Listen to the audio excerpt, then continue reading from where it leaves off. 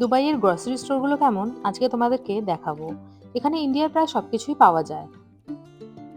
ফুলকপির দামগুলো এখানে 180 টাকা কিলো। বেশ বড় বড়ই আছে ফুলকপিগুলো, কিন্তু আমি নেব ব্রকলি, যেগুলো 1 কিলো প্রায় 400 টাকার সমান। বড় কুমড়োগুলো কি সুন্দর এখানে কেটে প্লাস্টিকে র্যাপ করে বিক্রি হচ্ছে। দুবাইতে বাইরে থেকে সমস্ত শাকসবজি ইম্পোর্ট করা হয়, তাই সমস্ত শাকসবজির পাশেই লেখা থাকে যে এইগুলো কোথা থেকে এসেছে। এই যে বেগুনি রঙের একটা বাঁধাকপি, যেটা আবার স্যালাডে ইউজ হয়। ভেন্ডি, পটল, উচ্ছে, কুমড়ো সবকিছুই এখানে পাওয়া যায়। তবে পটলের চেহারাগুলো দেখে তো আমার নিতে ইচ্ছা করলো না, তাই ভাবলাম একটু ভেন্ডিই নিয়ে নিই।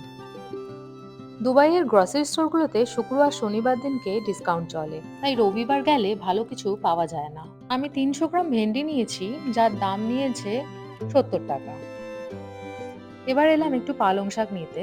দেখলাম যে এক আঁটি পালং শাকের দাম এখানে 70 টাকা করে নিচ্ছে, তাই আমি দুটো নিয়ে নিলাম।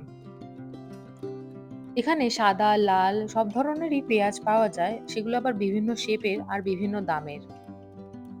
এই রসুনগুলো কি সুন্দর দেখতে, তাই না? এগুলো এসেছে চায়না থেকে। এই রসুনগুলোর 1 কিলোর দাম প্রায় ওই 190 টাকার সমান। 1 কেজি ক্যাপসিকামের দাম এখানে 335 টাকা। যাই হোক, হয়ে গেছে শপিং, এবার বিলটা করিয়ে নিয়ে দেন বাড়ি যাব। এরকমই আরো দুবাই রিলেটেড কন্টেন্টের জন্য আমার চ্যানেলটাকে সাবস্ক্রাইব করে দিও।